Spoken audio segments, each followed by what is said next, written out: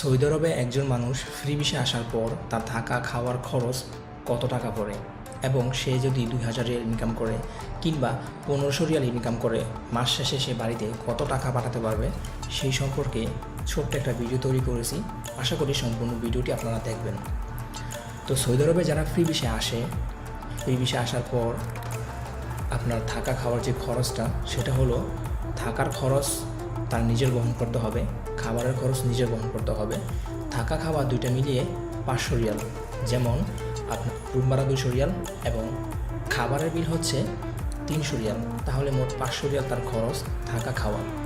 এরপর সে যে কফিলের মাধ্যমে আসবে, যে কফিল তাকে ভিসাটা দিবে, সৌদি আরবের যেই লোক তাকে ভিসাটা দিবে তাকে প্রতি মাসে 500 রিয়াল করে দিতে হবে। কেন দিবেন? কারণ আপনি তার আন্ডারে আছেন, তার কর্মচারী হিসাবে আছেন, তো সে আপনাকে ভিসাটা দিছে। এই কারণে আপনি যতদিন সৌদি আরবে থাকেন ততদিন তাকে আপনাকে 500 রিয়াল করে দিতে হবে। 500 রিয়াল করে প্রতি মাসে দিতে পারেন, অথবা বছরের শুরুতে 1 বছরের অগ্রিম 6000 রিয়াল দিয়ে দিতে পারেন। তবে সবাই অগ্রিম 1 বছরেরটা 6000 রিয়াল নিয়ে নেয়, কিন্তু কিছু কিছু কপিল আছে যে মাসেরটা মাসে নেয়। এরপর আপনি যদি 1500 রিয়াল ইনকাম করেন তাহলে কফিলকে দিলেন 500, আপনার থাকা খাওয়ার খরচ গেল 500, আপনার কাছে থাকলো কত? আর মাত্র 500 রিয়াল। এই 500 রিয়ালের মধ্যে আপনার আরও কিছু খরচ আছে, এক্সট্রা হাত খরচ আছে, কিংবা আপনি যদি মোবাইল ইউজ করেন, ইন্টারনেট, ওয়াইফাই, সেখানে আরও কিছু খরচ আছে। এভরিথিং আরও 200 রিয়ালের মতো খরচ পড়তে পারে। তো আপনার প্রতি মাসে খরচ আছে 1200 রিয়াল। এই 1200 রিয়াল খরচ করে আপনি যদি 1500 রিয়াল ইনকাম করেন, যে এই 1200 রিয়াল খরচ হয় আপনার, আর আপনি যদি ইনকাম করেন 1500 রিয়াল, তাহলে আপনার কাছে থাকবে মাত্র 300 রিয়াল। যদি আপনি 2000 রিয়াল ইনকাম করেন তাহলে আপনার কাছে থাকবে 700 রিয়াল। এই হচ্ছে ফ্রি ভিসার কাজ। এবং আপনার এই প্রতি মাসে 1200 রিয়াল খরচ, সেটা আপনার প্রতি মাসে খরচ করতেই হবে, এটা বাধ্যতামূলক। আপনি তো না খেয়ে থাকতে পারবেন না, কিংবা রুম ছাড়া থাকতে পারবেন না। এই খরচটা আপনার প্রতি মাসেই করতে হবে, কিন্তু প্রতি মাসে আপনি কিন্তু কাজ পাবেন না। আপনি ফ্রি ভিসা যদি কাজ করেন, ফ্রি ভিসা লাগিয়ে অনেকে রাস্তায় বসে কাজ করে, সৌদি আরবের লোক তারা রাস্তা থেকে নিয়ে যায় বাসা পরিষ্কার করার জন্য। তো সপ্তাহে 7 দিনে যদি সে গিয়ে বসে তাহলে হয়তো বা 4 দিন কাজ পায়, মাসে 20 দিন কাজ পায়। তো এই 20 দিন কাজ করে, অথবা কখনো কাজ নাও পেতে পারে, 1 মাস বসেও থাকা লাগতে পারে। তো 1 মাস যদি সে কাজ না পায়, কাজ না করে, তার কোনো ইনকাম না হয়, তারপরেও কিন্তু তার এই 1200 রিয়াল খরচ আছে। তো সেই দিক থেকে বিবেচনা করে ফ্রি ভিসা যারা আসতেছেন, বর্তমান আসার জন্য মানে পাগল হয়ে যাচ্ছেন যে ফ্রি ভিসা না জানি কত কিছু, ফ্রি ভিসা যে আসলে কী জিনিস, এটা আপনার যদি কোনো বন্ধুবান্ধব থাকে কিংবা আপনার যদি কোনো আত্মীয়স্বজন থাকে তাদের কাছ থেকে জেনে নেবেন যে ফ্রি ভিসাটা কতটা মারাত্মক ভিসা। এই ফ্রি ভিসা যারা আসে, বর্তমান সৌদি আরবে ফ্রি ভিসা আসার পর 80% লোক, যদি 1 বছরে আপনার 1000 লোক ফ্রি ভিসা সৌদি আরবে আসে, তার মধ্যে 800 লোকই হচ্ছে অবৈধ হয়ে যায়। কারণ কফিলকে জানে না, কফিলের সাথে কথাবার্তাও হয় না, দেখাও হয় না, কফিলের ইকামার খরচও দিতে পারে না। এই কারণে অধিকাংশ মানুষ যারা ফ্রি ভিসায় আসে কাজ পায় না, আর কাজ না পাওয়ার কারণে সেই ইকামাটাকেও রিনিউ করতে পারে না। আর সবচেয়ে বড় যে ঝামেলাটা হয় সেটা হচ্ছে ফ্রি ভিসা আনার পর 1 মাস পরে বলবে যে তুমি কাপালা হয়ে যাও। আপনি 5 লক্ষ টাকা দিয়ে সৌদি আরবে আসছেন, আপনাকে সে 3 মাসের একটা কার্ড দিবে, 3 মাসের একটা ইকামা কার্ড দিবে। এই কার্ডটা কিন্তু কফিল বানানোর প্রয়োজন পড়ে না। আপনি যখন ফ্রি ভিসায় সৌদি আরবে আসবেন, সৌদি আরব সরকারের থেকে 3 মাসের একটা বোনাস দেয়। এই 3 মাসের বোনাস, এটা বানানোর জন্য কোনো টাকা পয়সা খরচ করে না।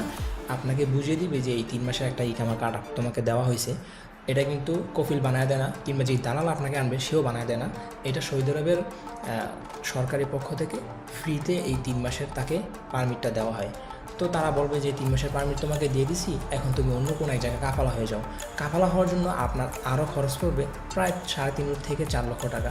যদি কম হয় তারপরেও 3 লক্ষ টাকা। 3 লক্ষ টাকার কমে আপনি কাফালা হতে পারবেন না, কোথাও পারবেন না। তো যে ফ্রি ভিসা এখন আপনি নতুন আসছেন 5 লক্ষ টাকা দিয়ে, 5 লক্ষ টাকা দিয়ে আপনি বর্তমান নতুন এই সৌদি আরবে আসছেন, আসার 1 মাস 2 মাস আপনি কাজ নাও পেতে পারেন, অথবা আপনি আসার পরপরই কাজ পেয়ে গেলেন। তো কাজ পাওয়ার পর কি করবেন? আপনাকে যে বললো যে তুমি কাফালা হয়ে যাও, তুমি যে 5 লক্ষ টাকা দিয়ে বিদেশে আসছো, যে 5 লক্ষ টাকা দিয়ে আপনি বিদেশে আসছেন, সেই টাকা কি এখনও পরিশোধ করতে পারছেন? আপনি তো নিজের অর্থ সম্পদ দিয়ে আসেন, হয়তো বা আপনি লোন করে আসছেন, একটু দেনা করে আসছেন, আত্মীয় স্বজনের কাছ থেকে ধার নিয়ে আসছেন। আপনি সৌদি আরবে আসার পর এখন যদি বলে যে আরও 3 লক্ষ টাকা লাগবে আপনার কাফালা হইতে, আর যদি কাফালা না হন, কফিল আপনাকে হুমকি দিবে যে আমি তোমাকে হুরুপ মেরে দিব। হুরুপ প্রথাটা বর্তমান বাতিল, এখন হয়ে গেছে হুরুপের বদলে কফিল আপনাকে হুমকি দিবে যে আমি তোমাকে হুরুপ মেরে দেব। তো এখন আপনি কি করবেন? আপনি না পারছেন 3 লক্ষ টাকা দিয়ে অন্য কোথাও কাফালা হওয়ার জন্য, আর না পারবেন আপনার ভিসাকে বাঁচাতে। তো যারা ফ্রি ভিসা আসতেছেন, খুবই সতর্ক। ভালো একটা চ্যানেলের মাধ্যমে আসেন ফ্রি ভিসা আসাটা খারাপ মনে করি না। যদি আপনার মনে চায় যে আপনি ফ্রি ভিসা আসেন, তাহলে আসবেন, কোনো সমস্যা নেই। তবে ভালো একটা চ্যানেলের মাধ্যমে আসবেন।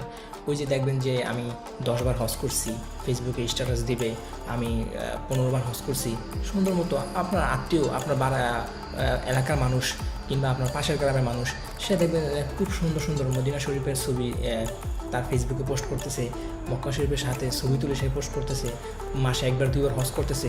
অনেক ভালো মানুষ, অনেক ভদ্র মানুষ।